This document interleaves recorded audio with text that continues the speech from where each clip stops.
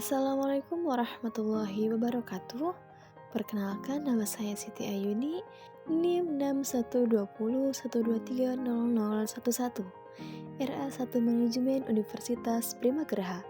Di sini saya akan menjelaskan mengenai materi-materi yang diampu oleh dosen Ibu Adisya Maya Andara, MM. Di sini saya akan menjelaskan dua materi. Untuk materi pertama yang berjudul Manajemen Pemasaran dalam Bisnis Internasional. Sedangkan untuk materi yang kedua ada Perdagangan dalam Bisnis Internasional. Baik, langsung saja ke materi pertama.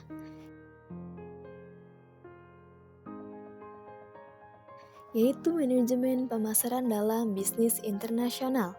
Yang pertama, ada pengertian manajemen pemasaran internasional. Secara singkat, manajemen pemasaran internasional adalah cara perusahaan mengatur pemasaran produknya ke luar negeri.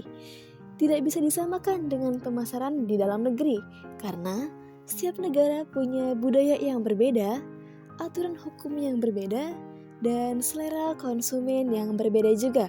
Jadi, perusahaan harus menyesuaikan strategi pemasaran agar produknya bisa diterima di negara lain. Yang kedua, aspek penting dalam pemasaran internasional. A. Analisis pasar global. Artinya, perusahaan harus mempelajari pasar luar negeri terlebih dahulu, seperti siapakah konsumennya, apa yang mereka suka, dan berapa daya beli mereka. Tanpa analisis, produk bisa saja tidak laku karena tidak sesuai dengan kebutuhan pasar. B. Adaptasi budaya. Setiap negara punya budaya yang berbeda. Contohnya, ada rasa makanan yang berbeda, warna kemasan, serta kebiasaan konsumsi. Perusahaan harus menyesuaikan produk agar tidak bertentangan dengan budaya setempat dan lebih mudah diterima. C. Strategi harga. Harga produk di luar negeri tidak bisa disamakan dengan harga di Indonesia. Perusahaan harus mempertimbangkan pendapatan masyarakat, biaya distribusi, pajak, dan BA masuk. Tujuannya agar harga tetap terjangkau dan kompetitif. D. Distribusi internasional. Distribusi adalah cara produk sampai ke konsumen. Dalam bisnis internasional, distribusi lebih rumit karena melibatkan pengiriman antar negara, pelabuhan dan bandara, agen atau distributor lokal. Distribusi yang baik membuat produk mudah ditemukan oleh konsumen. E. Regulasi dan legalitas. Setiap negara punya aturan hukum sendiri, misalnya izin impor, standar keamanan produk, dan label halal atau komposisi. Perusahaan wajib mematuhi aturan ini agar produknya tidak ditolak atau dilarang masuk. 3. Manfaat pemasaran internasional. Beberapa di antaranya: A. Ekspansi pasar. Perusahaan bisa menjangkau konsumen baru di luar negeri, sehingga penjualan meningkat. B. Diversifikasi risiko. Jika penjualan di satu negara menurun, perusahaan masih punya pasar di negara lain, jadi risiko kerugian lebih kecil. C. Efisiensi produksi.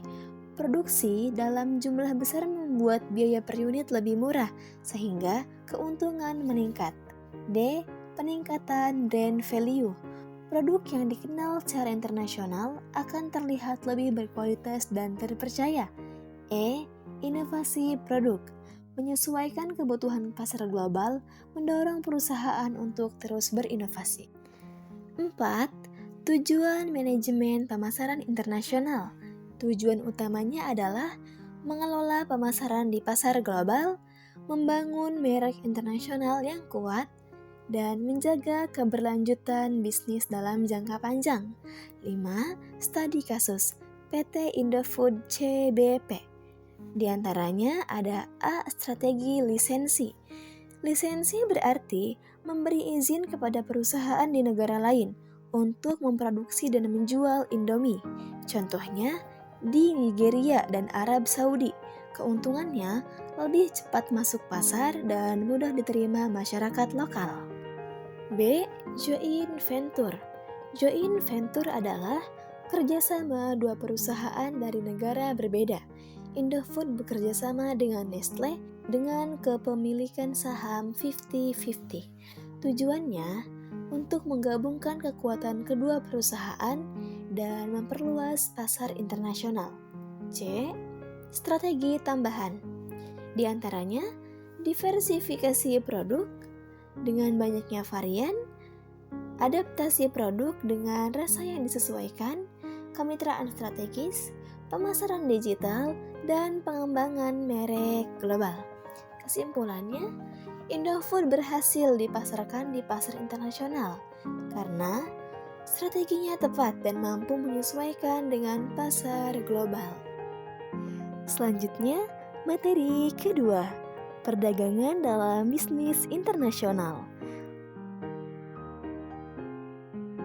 Perdagangan internasional atau international trade merupakan wujud dari transaksi mencakup setidaknya dua negara yang didasarkan pada kesepakatan antara bilateral antara dua individu, bilateral antara individu dan pemerintah, atau bilateral antara pemerintah dua negara. Dr. Agus Wibowo tahun 2023. Yang pertama, latar belakang perdagangan internasional. Perdagangan internasional adalah kegiatan transaksi ekonomi yang melibatkan dua negara atau lebih. Transaksi ini dapat terjadi dalam beberapa bentuk seperti kerjasama antara individu dengan individu dari negara berbeda, kerjasama antara individu dan pemerintah, atau kerjasama antara pemerintah dua negara. Menurut Dr. Agus Wibowo tahun 2023, perdagangan internasional didasarkan pada kesepakatan bilateral, yaitu persetujuan bersama yang menguntungkan kedua pihak. Melalui perdagangan internasional, negara dapat memenuhi kebutuhan yang tidak bisa diproduksi sendiri, memperluas pasar, serta meningkatkan pertumbuhan ekonomi nasional. Kedua, teori-teori perdagangan internasional. A. Teori keunggulan absolut. Teori ini dikemukakan oleh Adam Smith dan dikembangkan oleh David Ricardo. Teori keunggulan absolut menyatakan bahwa suatu negara memiliki keunggulan absolut jika mampu memproduksi suatu barang dengan biaya lebih murah atau lebih efisien dibandingkan negara lain. Artinya, negara sebaiknya mengekspor barang yang bisa diproduksi paling efisien dan mengimpor barang yang lebih mahal jika diproduksi sendiri. Contoh sederhananya, jika Indonesia lebih mudah memproduksi mie instan dibanding negara lain, maka Indonesia memiliki keunggulan absolut di produk tersebut. B. Teori keunggulan komparatif. Teori ini dikemukakan oleh David Ricardo. Intinya, yang pertama, negara tetap bisa mendapatkan keuntungan dari perdagangan internasional meskipun tidak memiliki keunggulan absolut. Yang kedua, negara perlu fokus pada produksi barang yang memiliki biaya peluang paling rendah dibandingkan negara lain. Dengan kata lain, setiap negara sebaiknya memproduksi barang yang paling efisien relatif, lalu melakukan pertukaran. C. Teori Heckscher-Ohlin.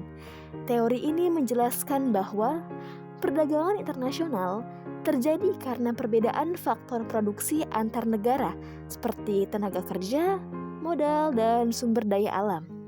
Sedangkan negara akan mengekspor barang yang menggunakan faktor produksi yang melimpah di negara tersebut. Heckscher-Ohlin juga menyatakan bahwa ekspor bersih atau net ekspor merupakan salah satu faktor penting dalam pembentukan produk nasional bruto atau GNP. 3. Contoh strategi perdagangan internasional Indonesia di Nigeria atau studi kasus ekspor produk Indomie. Globalisasi membuka peluang besar bagi perusahaan Indonesia untuk memperluas pasar ke luar negeri. Salah satu contohnya adalah PT Indofood Sukses Makmur Tbk melalui produk Indomie di Nigeria. Kerjasama dagang antara Indonesia dan Nigeria telah terjalin sejak awal tahun 1990-an dan diperkuat melalui hubungan bilateral. Indofood bekerjasama dengan Tolaram Group mendirikan pabrik Indomie di Nigeria. Nigeria dipilih karena memiliki jumlah penduduk lebih dari 200 juta jiwa, merupakan pasar potensi di kawasan Afrika Barat, biaya tenaga kerja relatif lebih murah. Pada tahun 2015, volume ekspor Indomie mencapai sekitar 500 juta bungkus dan terus meningkat hingga mencapai miliaran bungkus pada tahun 2023. Kementerian Perdagangan Republik Indonesia tahun 2024. Awalnya, ekspor Indomie hanya ditujukan untuk diaspora Indonesia. Namun, meningkatnya permintaan lokal mendorong pembangunan pabrik di Nigeria. 4. Penerapan teori internasionalisasi pada ekspor Indomie ke Nigeria. A. Internalisasi proses produksi melalui joint venture. Indofood menerapkan strategi joint venture dengan mitra lokal, yaitu Tolaram Group. Strategi ini memungkinkan beberapa hal tersebut di bawah ini: pengendalian kualitas produksi, pengurangan biaya tersebut, dan penyesuaian produk dengan kebutuhan pasar lokal. 5. Keuntungan dari pendekatan internasionalisasi. Beberapa keuntungan yang diperoleh antara lain: yang pertama, keunggulan kompetitif melalui adaptasi lokal, seperti rasa yang disesuaikan dengan selera masyarakat Nigeria. Kedua, transfer teknologi yang membantu meningkatkan kemampuan industri lokal. 3. Pembangunan ekonomi lokal melalui penciptaan lapangan kerja dan peningkatan pendapatan masyarakat setempat. 6. Yaitu kesimpulan.